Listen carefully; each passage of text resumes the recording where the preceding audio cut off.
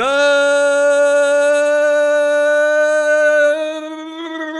evening, Grinders. That was a good one. That was right, Keith. That was a pretty good one. I like that one. I'm proud of myself for that one. That was one of the best ones since I've been on RotoGrinders. Well, Yeah, you're in a good mood. welcome to Sunday Showdown live here on RotoGrinders. I'm Jordan Cooper, joined by Keith Eister to go over the wonderful Eagles 49ers Showdown slate, primarily on DraftKings. On FanDuel, this is slate is really, I mean, at least FanDuel didn't misprice Devo Samuel. Yeah.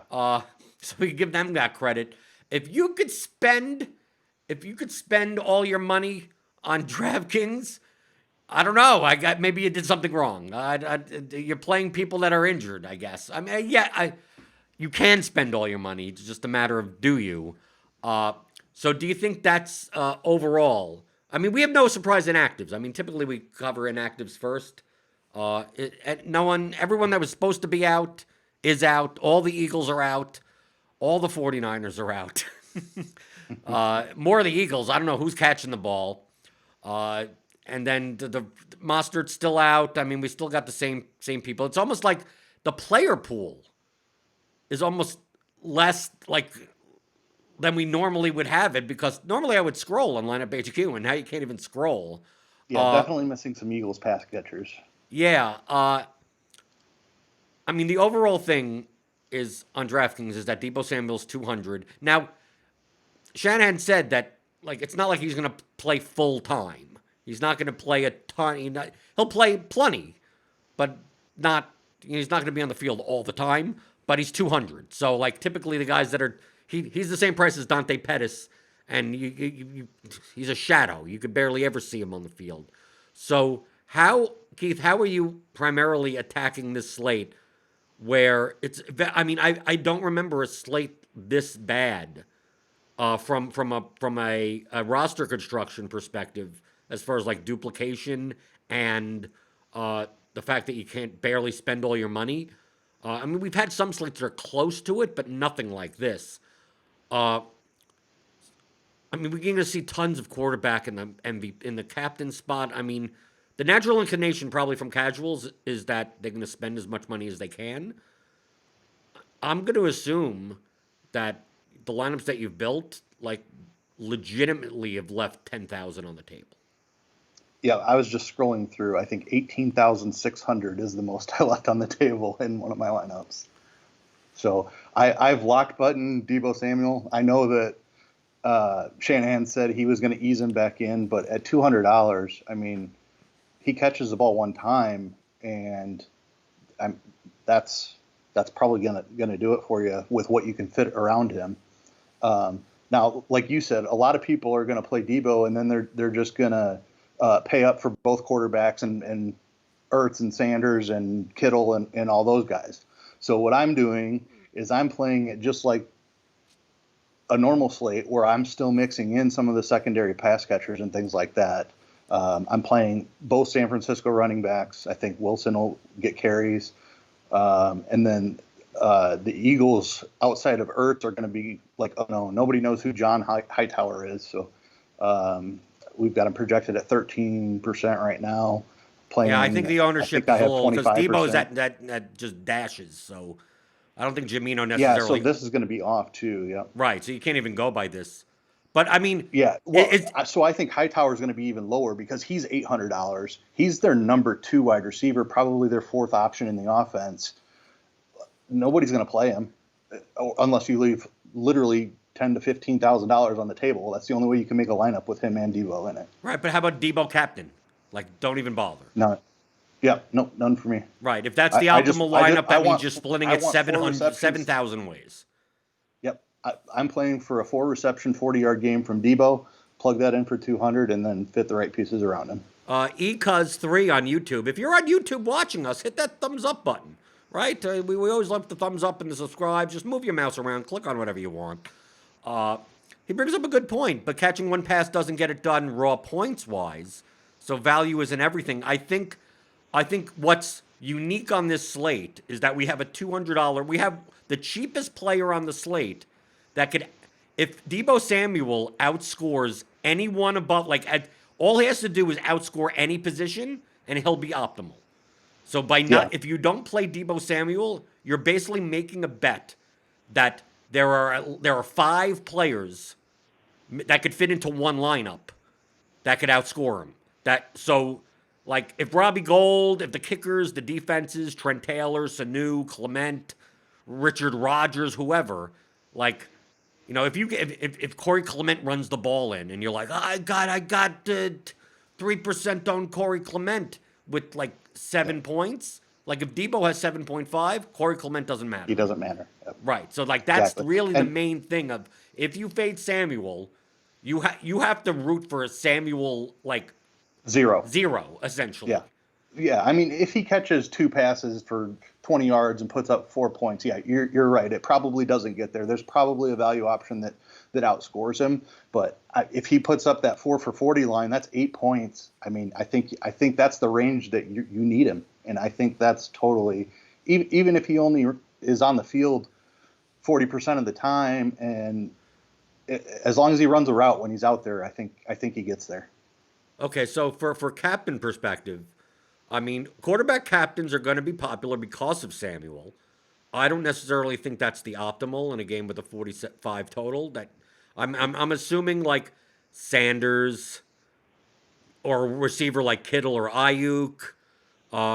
I think that the best way to get leverage off of chalk Samuel by playing Samuel is you just play another wide receiver in your captain spot, because they're the ones that get all the receiving yards that Samuel wouldn't be getting. So I think I'm more likely to play a Kittle or an Ayuk, even a Kendrick Bourne in captain, because you can play whoever you want in captain. I mean, if you're playing Samuel, you could play any lineup you want. Literally anybody you want. Right. Yep. So those I'm are the guys that would be thing. negatively correlated with Samuel. And if Samuel goes 3 for 40, who cares? I mean, if Ayuk has a 100-yard game, then he's the optimal captain. Yep. Someone's congratulating for me for a GPP win that I didn't realize that I won. Did I win anything? Let me check. No, I didn't win anything. I don't know what people are talking about on the YouTube. I'm like, did something happen? I knew I needed points from Jacobs or something in one of the slants.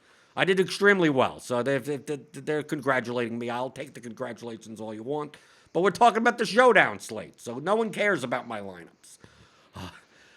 Do you see lineups that you can make together? I mean, I feel like we're analyzing this where, for the sake of duplication, playing McKinnon and Wilson in the same lineup, that's still perfectly fine, right? Yeah, it is, just because of the volume that the 49ers can sometimes tend to run the ball.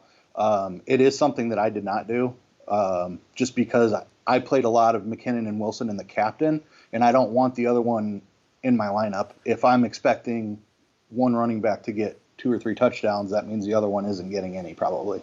So I ran it back with a lot of Eagles in that case. Okay, but how about on the Eagles side? I'm assuming that Sanders will be the popular captain. Ertz will be the second most popular captain. But who said Greg Ward doesn't put up a 100-yard game? Yeah, I've got a ton of Greg Ward. Right, but he's going to be chalky. It's just a matter once you put Craig, you have to. I don't think he is. I mean, 30% is what we got him, and that's not even with Devo ownership in there.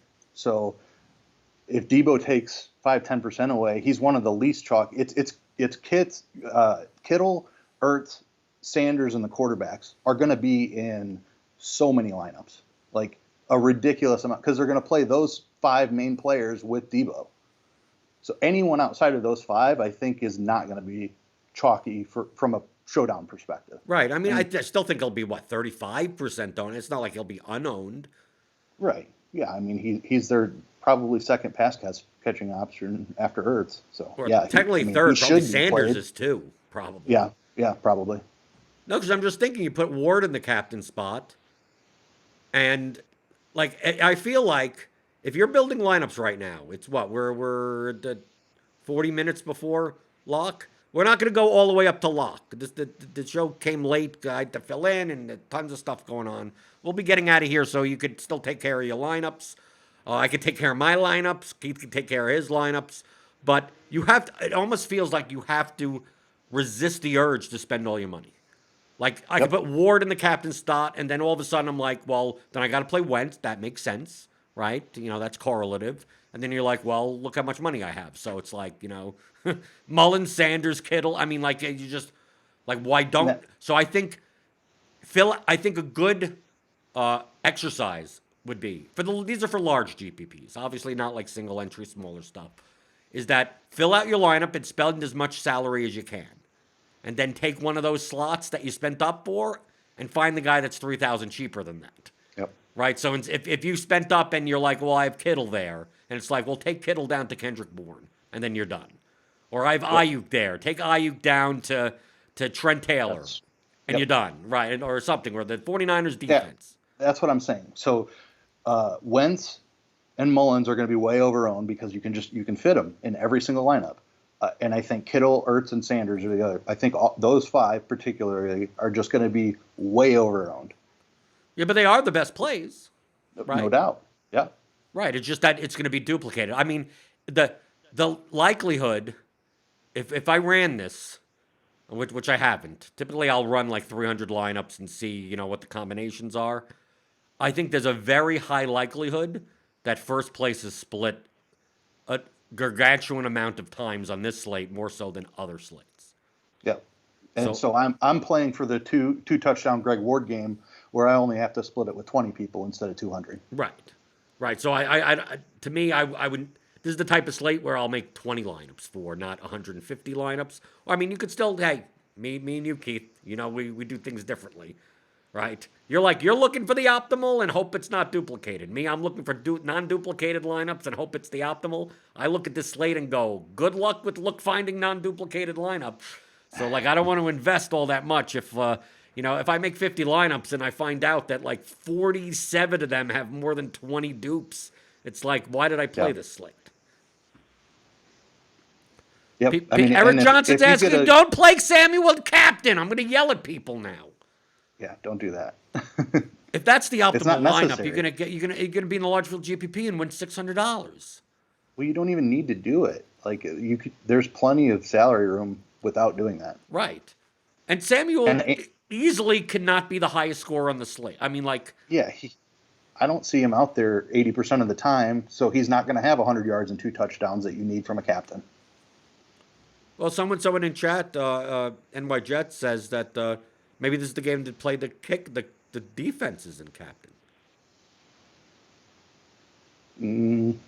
I don't think so. I like the offenses. I mean,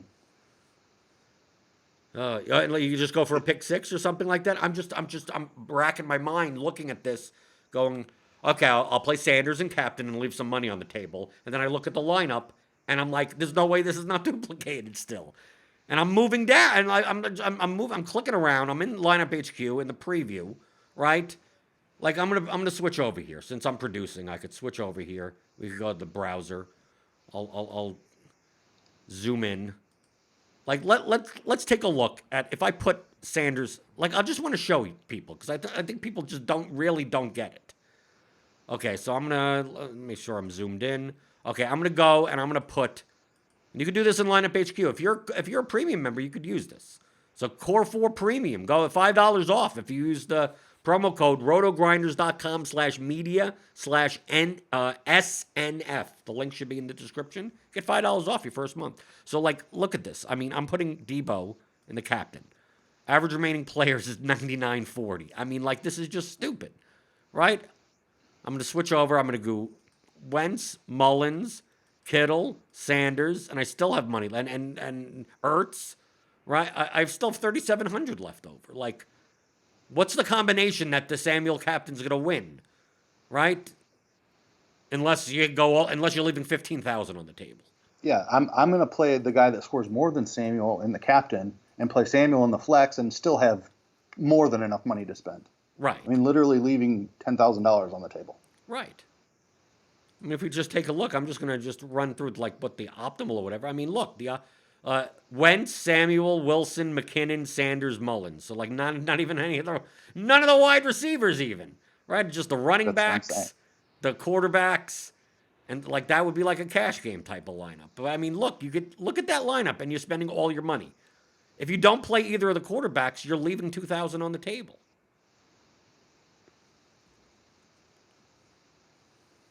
It's kind of Keith. I'm speechless because it's a lot of times on these shows we're like, well, how do you get unique? Oh, here's some weird correlations to make, but here it's like how do you play a kicker? Yeah, that's what, like, you don't have to. So I don't think anybody's going to, that's exactly what I'm doing. I made sure to spread ownership to some of those guys at the bottom that we're always looking for the low owned guy in Showdown, right? And usually it's a pretty ugly play, like somebody that's not going to have a ton of volume. I mean, we've got second wide receivers down here that nobody's going to play at all. Nobody's playing John Hightower. Very few people are going to play Ayuk and Kendrick Bourne. Like, they're just not going to play them. So I'm overweight on all of that group, while underweight on the Kittle and the Ertz and Sanders. And if one of those three doesn't get there, and one of my secondary plays does, that's how I'm playing it. Right. Well, that makes sense. It's negatively correlated to a Kittle or an Ayuk or an Ertz. Right. Of course. But still, if you play it's like, just understand this. I say this all the time. Deebo Samuel is 200. If he outscores anyone, he's going to be in the optimal. So if you take a kicker and the kicker has 12 points, if Samuel has 12.1, the kickers don't matter anymore, right? If the kicker gets 8 points, anyone underneath them score more than 8 points, who cares? So, like, typically the kickers, you need them to score more than someone scoring a touchdown, right? So, like, more than 7 points. Because a lot of times on the bottom end, Kyle Juszczyk, right, if you played him, like, his ceiling is like a 1-yard touchdown run, right? Or, some broken play, one catch type of thing. Typically, they're not going for 15 points. So the kickers make sense. Oh, I could get 10 points from a kicker. Okay, I'm fine. On this slate, I mean, Ross Dwelly, Boston Scott, Corey Clement. But I think that what the point that you made earlier is important. That because Samuel is 200 and going to be so popular, that these other punt plays are like just are unowned. Not unowned, but barely owned. Yeah. Because why play Corey Clement over Samuel? Why play Trent Taylor? Why play Dwelly or Sanu over him? And you could play Samuel with them, or you could play them over Samuel, because you'll have the money. Because if you're not playing Samuel, you're probably still leaving 5,000 on the table. So you go up from Samuel and you take Sanu, and you're playing for Sanu to beat Samuel, and you're rooting. And you could play those lineups. Truthfully, I think the sharpest play is to be under the field on Samuel. I went the other way. Oh, you went the other way. I locked Samuel. Oh, because because you're doing it. You're doing it. I feel like Samuel's going to get 8 to 10 points, and he's going to outscore the majority of those cheap guys. I'm also counting on one of the big guys that I'm talking about busting, and then finding another second. So I'm playing Samuel with a secondary guy and leaving a ton of money on the table. Right. Instead of leaving a little bit less money on the table and then just going up from Samuel to a Hightower, Sanu, Taylor, Dwelly, those types of. But it shows our different approaches. Yep. You're looking for the optimal. Most likely, the optimal has Deebo Samuel. I agree with that. He is even in the Blitz, he has a 9-point median for $200. Like, yeah, obviously, he's most likely to be in the optimal, but he's also most likely to be in the most duplicated lineups. So, like, that's how I approach it. That if I were to build 100 lineups, I may have Samuel in 30 and try to make 70 lineups that don't have him at all. Here's where I differ slightly is I don't think anybody's going to be comfortable leaving $10,000 on the table. I don't think, maybe I'm completely wrong and everybody sees it the same as I do. I don't think that people are going to not click Kittle and instead click Kendrick Bourne when they have the money to do it. More people are going to click Kittle than they're going to click Kendrick Bourne. Right, and I have Miles Sanders, but no, I want Greg Ward instead. Right. And then leave 4,400 on the table. I think sharp players will. I think a lot of the MME multi-entry players, I think you'll see a lot with 42,000, 41,000, 39.6, those types of lineups. And then you'll see a lot of anything 49,000 plus, like that's the Joe Schmoes on the couch type of builds, right? Or someone that went to an optimizer and just said, like they left there, we have build rules here, and they forgot to okay, give me at least 49.5, and they have 50 lineups that are like going to be duplicated 8,000 times. Yeah. Clay Walker has reservations in the YouTube chat about Devo producing. Yeah, that's completely fair. I mean, it's straight out of the coach's mouth. We're going to ease him in. Like, and remember, he said that about possible. Jordan Reed, and Jordan Reed went nuts. Just catches 2 touchdowns. Right. Yeah. If Shanahan says we're just easing him in, that's Debo's 7 for 110 and 2 touchdowns. I hope so. New York Jets 1250 asks, I think we covered this before, Wilson and McKinnon lineups together, or do you prefer taking a stand and playing one or the other? The only reason to play them together, they're negatively correlated, is to be unique. So the optimal move would be to play one or the other. Yeah. Which one do you have more? I mean, I would assume McKinnon has more upside than Wilson. Yeah, I have about the same. So McKinnon is going to be way higher owned, but I played equal shares of Wilson to McKinnon. That's not true. I played 30% Wilson and 40% McKinnon. So I have a little bit more McKinnon, but I expect McKinnon to be much higher owned. Maybe you play them both together and hope for what the Browns did. The Landry to the OBJ. It's a flea flicker type of thing, and McKinnon throws a touchdown pass to Jeff Wilson. Yeah. You're not up on that. No, okay. I don't think Wilson has quite the arm that Landry does. Although McKinnon does. That's a good point. McKinnon used to be a quarterback. Okay, see, there you go. Hey, we called it if it happens.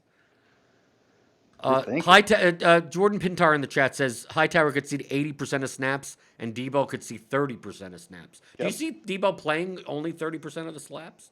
I'm assuming with him in the lineups, you're expecting 50 plus, right? Not necessarily. What I expect is when he's on the field, he's on there to catch the ball. I could see him playing 40% of the snaps, but still catching the ball every time he's on the field. Right, so it's a similar type of situation with Jordan Reed.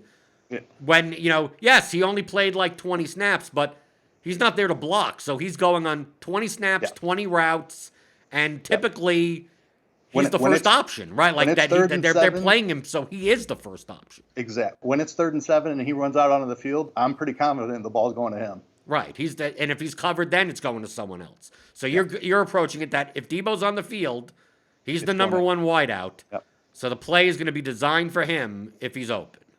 Yep. I'm just going to be interested to see what this ownership looks like. Do you think, okay, here's an interesting question, because we get a lot of casual people that play showdowns. Because people said this before about another guy that some people played on the main slate. I'm not going to shame anyone for playing the minimum priced New Orleans tight end that got one target. Tight end / quarterback. Right, you could have played him. I mean, the name's his name is Trout Man, so it's kind of fishy. But like, you wouldn't be able to find Sam. Like, if you didn't know beforehand that Devo Samuel was like healthy and gonna play some, like, would you ever scroll down to the $200 players if you normally played Showdown? Do you think I'm building? Right, if you're hand building. If I'm hand building, I'm never even gonna get down there. My lineup is gonna be full with a lot of good players before I ever get way down there. Right. So what do you expect the ownership to look like? I have no idea. And I mean, it's going to be high. But I mean, like, if the sharper the contest is, like this, I mean, he probably should be owned 90+%. Yeah. And I don't think he's going to be. No, well, for the same reason I said, I think just a lot of people aren't going to get down there. Just if you're hand building, you may not know. I'll take a guess that he is 60% owned. Oh, I would go higher than that. Higher than that? Yeah, I think there's 70, 75. A lot of people follow Tuttle. He's been pumping him up on Twitter. It's saying that everyone knows that Samuel's 200 tomorrow, right? He's been pumping him up. Casual fans aren't following Tuttle on Twitter, though. Robert, you don't follow anyone. You're not even on Twitter. You don't even know what's going on. I follow everybody on Twitter. I don't post. Oh, you just tweet, don't post. Oh, you're everybody. a lurker. Okay. That's right. So you know what's going on. You just don't comment. Oh, I'm very informed. Oh, okay. What's your confidence in Sanders' usage in case the game being a blowout? In which direction are we talking? I mean, the 49ers are favored. Sanders would be in catching passes, right? Yep. So that's the answer is I have tons of confidence in Sanders' usage because he goes with either game script. If the Eagles are ahead, they're going to hand it off to him. If they're behind, they're going to throw it to him out of the backfield. Mm-hmm. They'll play him. You know what would be really sneaky? Do a Hightower captain lineup. Yeah. You have that? Yeah. Because I think you could jam everyone in and not be duplicated on the table. Because those lineups look like Samuel captain lineups, but they have Hightower up there. But then I'm playing Samuel with him too. Oh, and then leaving well, how much money do you have? You're leaving $18,000 on the table. I like it. I'm not making fun. I like it. That's what you should be doing. I like 18,000. Like literally, you've left more money on the table to fit in Mullins Kittle combination. Yeah. Right? Like you're just saying screw those people. We're not even going to care about. I'm playing Devo Samuel like he is. Obviously not, because I'm playing 100% and I would never play 100%, but I'm playing him like he is Greg Ward's price. And then I'm just pretending like I don't have that 5,000. And then when it's coming down to it, and so what I did is I manually went in and put a minimum percentage on. Obviously, when you run 100 lineups, you don't get very much of the lower price, the John Hightowers that aren't projected very high, because it's just going to jam in as much Kittle and Ertz as it can. So what I did is I went in and I put minimum percentages on all of those guys that are going to have a role tonight, and put my minimum salary down to like literally 20,000. And I went through and I checked, and I think 18.6 was the most that I left. Right. So I'm disregarding salary completely almost. Right. So I'm gonna do something now just to show off a little bit at lineup HQ. I'm gonna just set everything to default. So I have my main slate stuff in here. I'm gonna set the minimum to 25,000. 300 lineups produced. Number of unique players 1, and I'm gonna be using the Blitz projections.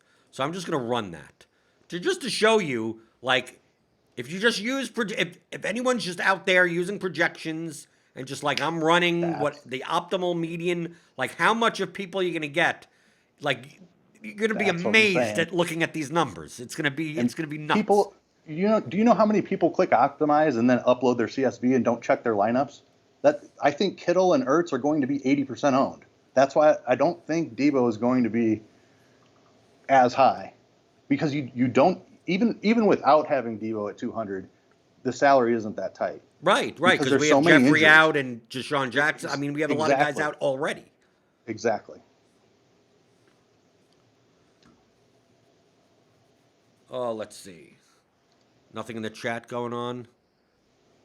Brandon is the play over Devo. Well, I mean, he's also like the $7,000 more dollars. Exactly. Why are you trying to not that? Unless he doesn't see the field, he's going to at least meet value. So, and what's meeting value at 200? I mean, is literally a catch. Yeah, and that's what I mean. Like, yeah, one catch. I'm not saying like 3x value, like you're looking for in cash or something like that. 3x value is 0.6 points. Exactly. So he catches the ball and you're there, unless he fumbles it. A 6-yard end around, and that's it. See, I'm waiting for this to be done. Some of the tight end names you spit out at me for $200 that see the field to block, like, this is not that guy. This is an elite NFL wide receiver who is probably 80% healthy and will probably only be on the field half the time. But when he's on the field, it's going to be to help his team win, or he wouldn't be active. Why are people in the YouTube chat questioning? Deebo's not up to game speed. He's 200. Who cares? I play in Showdown. I play $200 guys that I'm watching the game, and by the third quarter, they haven't even taken the field yet. Like, I'm just, can this guy get on the field for 3 snaps? Because if he Exactly. could catch a ball, maybe I could win. We're talking about a guy that's literally the number one wide receiver for the team. Yep. It's just an egregious misprice. Don't overthink it. I don't care how healthy he is. Like, Right? Because Keith, if they priced Deebo Samuel at 4,800, you'd still play him. yep. Right? You like you said, Greg Ward's price. If they priced him at that, But then you have to consider ownership. If he's 4,800, that's when you have to take into account, okay, what am I sacrificing him to get in my lineup? By playing him, if he doesn't get 3 catches and 30 yards, he doesn't meet value, and now my lineup is sunk. Like, at $200, he literally has to catch 1 pass, and Right. you still have a chance. Right, because if he was 5,000 in a low total. Right. Because if he was 5,000, that means if anyone below him beats him, we'll be in the optimal. Deebo Samuel is the lowest salaried player. So if he beats anyone above him, like, he's optimal. Like, that's all he needs to do. If he has 6 points, but none of the kickers, defenses, or other crappy players have more than 6 points, he's optimal. I mean, like, all of them. Like, because you have multiple spots in your roster. So I did the 300 build.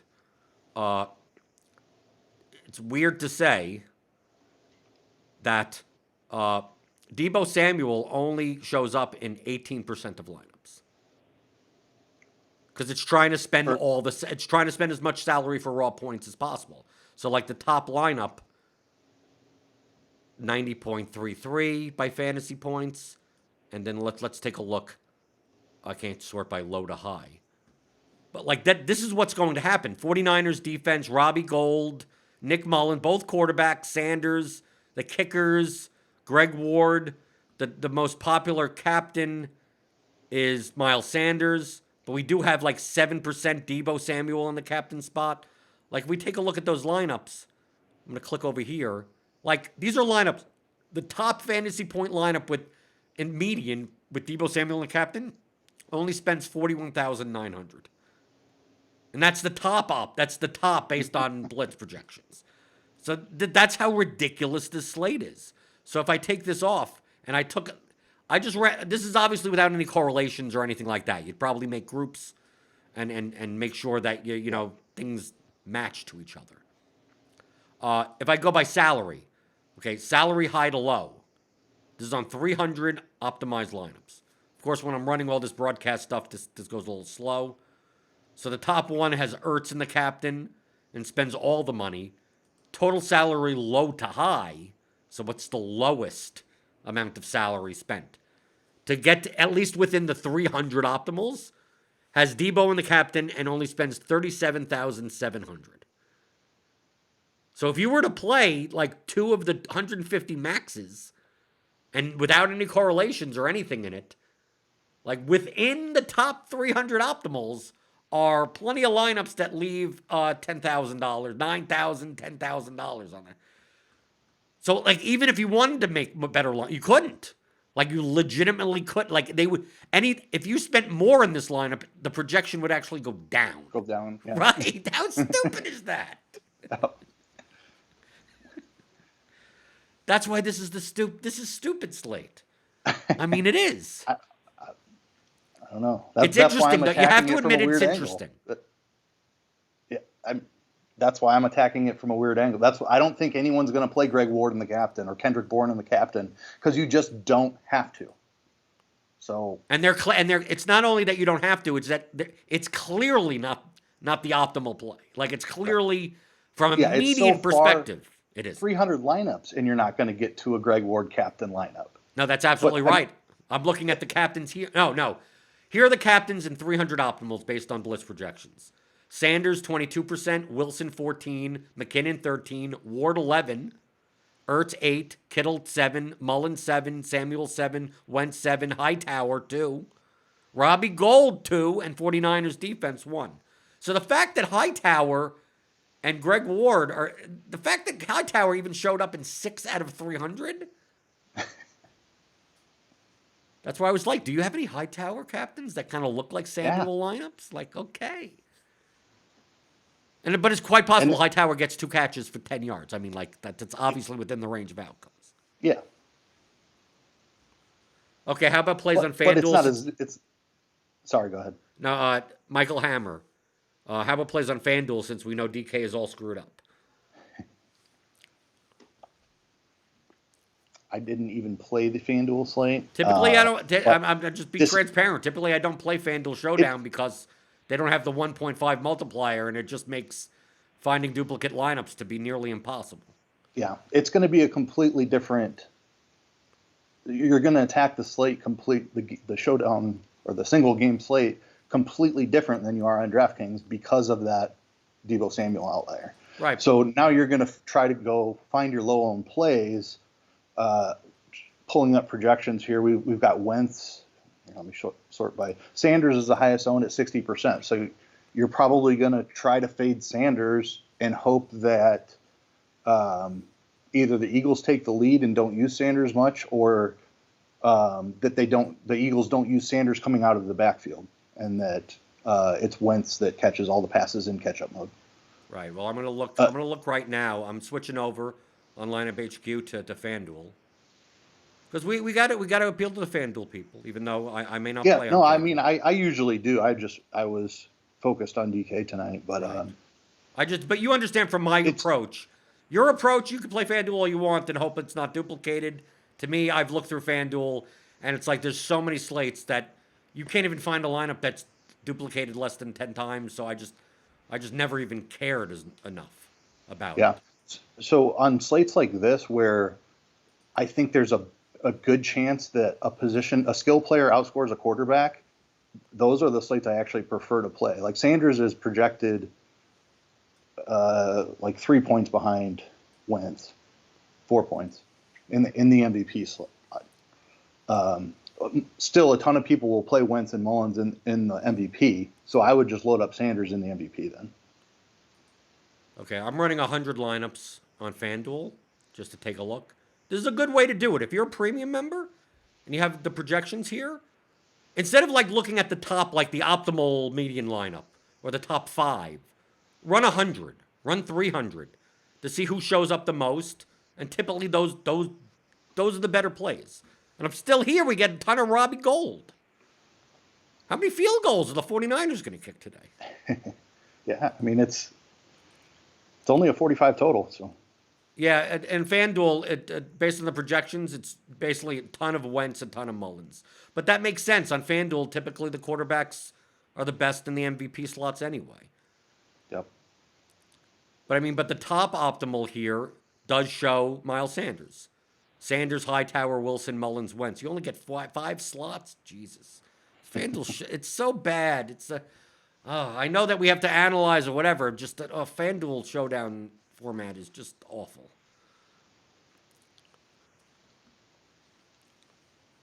Okay. Anything else in the YouTube chat before we get out of here on Sunday Showdown?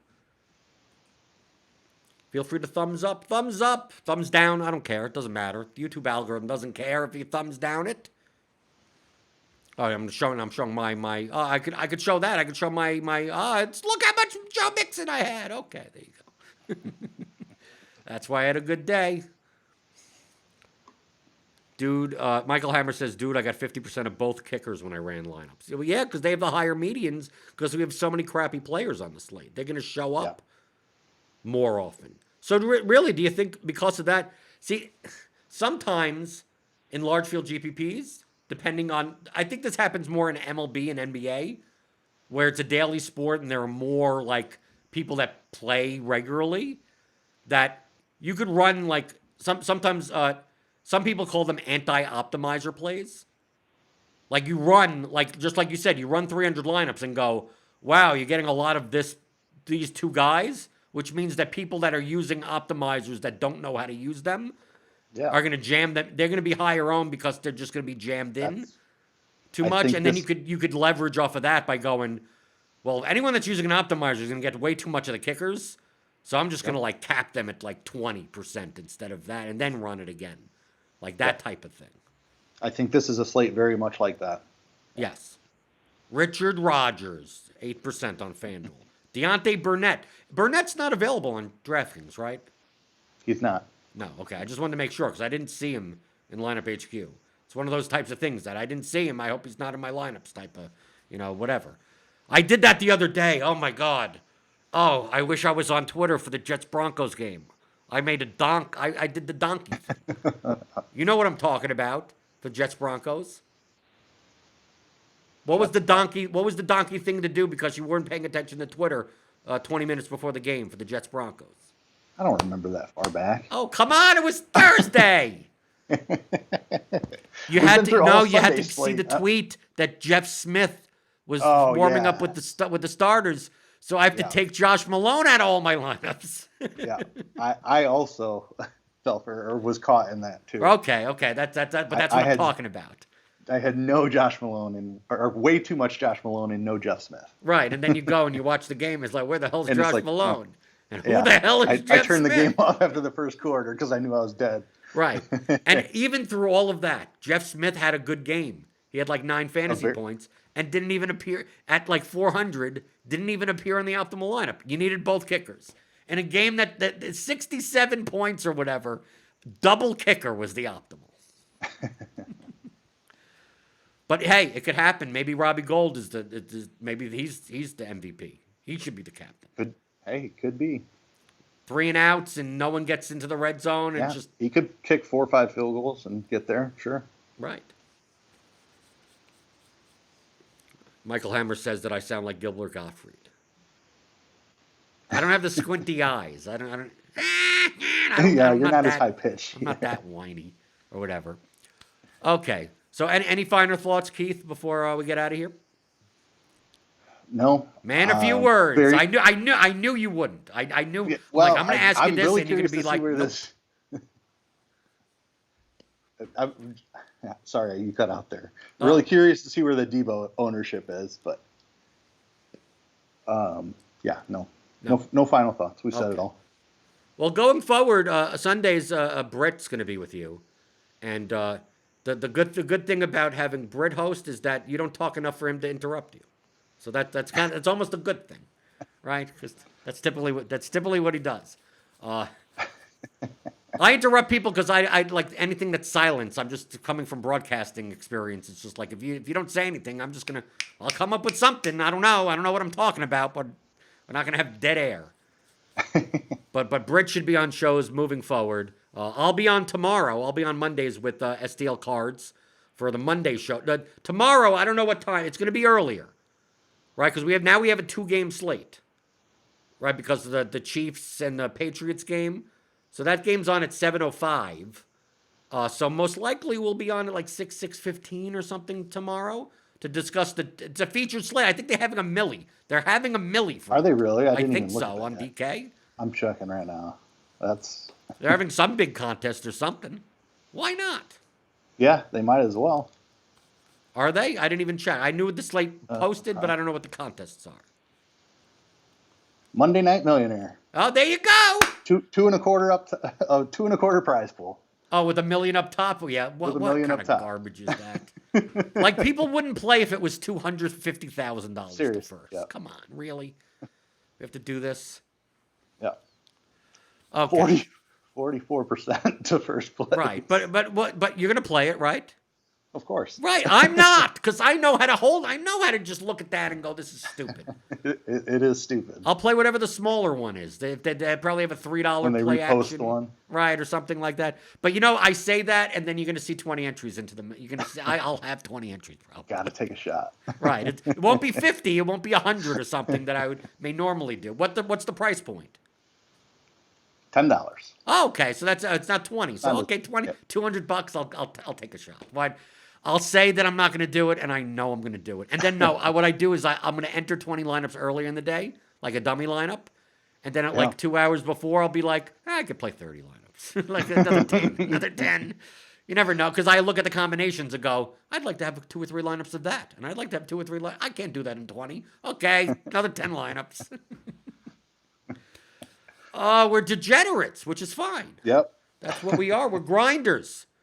Here on RotoGrinders for the Sunday Showdown Live for Keith Heister.